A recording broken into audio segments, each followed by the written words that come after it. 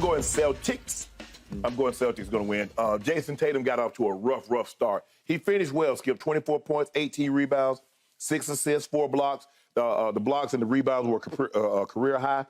And I think he started like 0 for 6, 0 for 7, ended up on 8 for 11 down the stretch. Yep. Al Horford's blocking shot played well. Yep. They just need to be consistent. They need Jaylen Brown normally gets going early. He's gotten off to great starts always. Each game he's got off to a fast start. He comes out gunning. He's 12, 14 points in the first quarter. Yep. And then all of a sudden, his teammate, it's not the other team, his teammate stopped getting in the ball. Man, I feed him.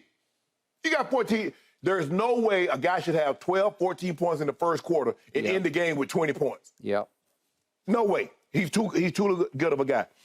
Also, Skip, if you think about it, what's the likelihood? I mean, Joel Embiid had, 34, 35 points?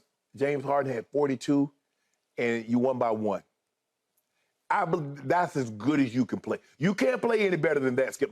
Your two big guns give you, 76? That's a Sixers record between a duo and a playoff. I like the Celtics at home. I really like the Celtics at home. I think they're going to play a lot better defensively. I think the offense gets it going early, stays late, and I think they cruise to a comfortable victory. Okay. You're probably right. You should be right, because I'm looking at the point spread, and you're 7.5-point favorite at home. So the odds makers think that you're correct. This should be convincingly in favor of the home team. I'm going to go along with that. I'm going to say that the Celtics win tonight, but I'm not giving up on my Sixers to win this series.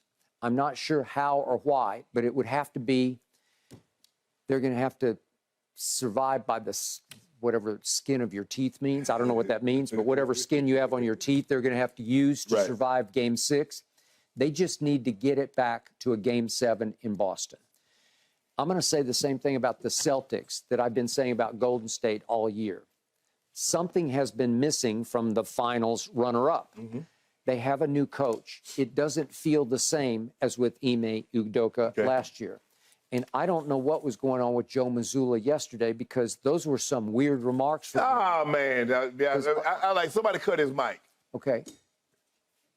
Out of nowhere, he says, at the end of overtime, hindsight is 20/20. I should have called a timeout to help us get a 2-for-1 or a couple of more possessions. Well, that's not what he said after the game. Yeah, he said he was totally fine with the way they played. Right, because he didn't want him to set the defense. And he said, I've trusted my team all year in that situation, and I trusted him. Remember, he trusted him at the end of regulation. Right. Marcus Smart left us short on that front of the rim. Right.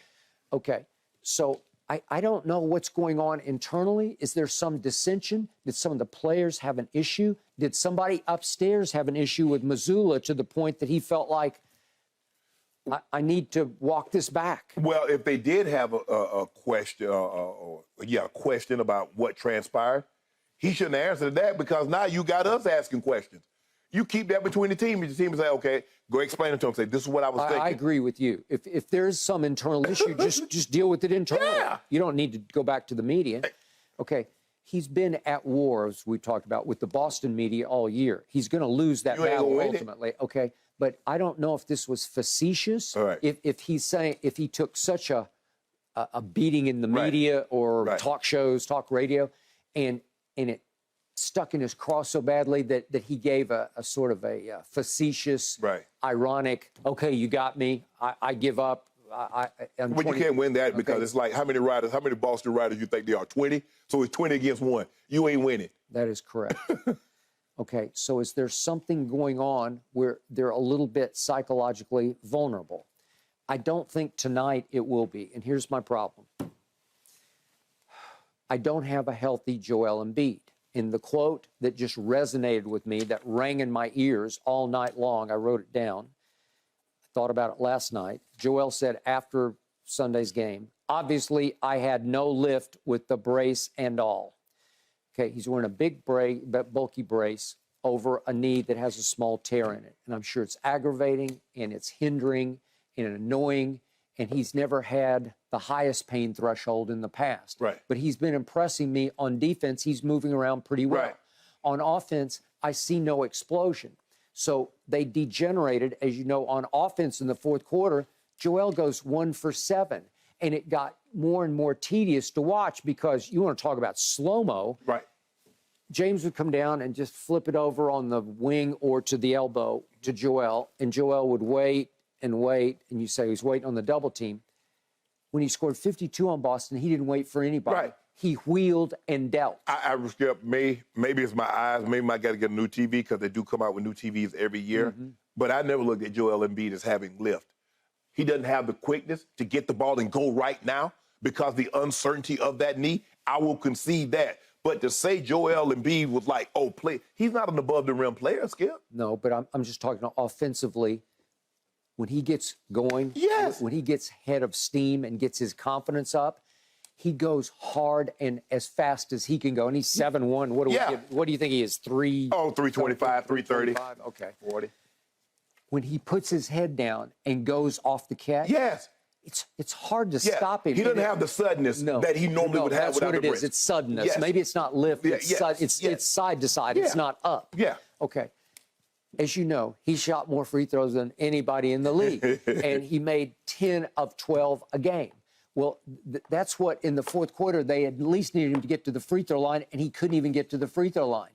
James Harden, of all people, saved them in the fourth quarter. Not only just, what's that? I'll tell you, he really did. Scoring points, and then he made the shot at the end of the game when I least expected it.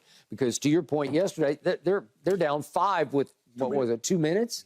Well, you should have closed that deal, and this thing would be virtually over. Well, Jaylen Brown did a great job on James Harden in games 2 and 3, but he got in early foul trouble in game 4. Yep. And so now you allow James Harden to get a rhythm, and so when Jaylen Brown gets back on him, he really can't do a whole lot with him because he's allowed to get into his groove. Yep. So if Jaylen Brown can stay out of foul trouble, sometimes, don't worry about the ticky-tack, trying to get a strip here or there, because those fouls adds up. And so it took him out of a rhythm offensively, and it took him out of the game defensively, and it allowed Harden to get going against Derek White, got him allowed to get going against Brogdon or Smart. And so I like Jaylen Brown to stay in the ball game a lot longer, make it a lot more difficult for James Harden, all the while still being offensively aggressive. Okay.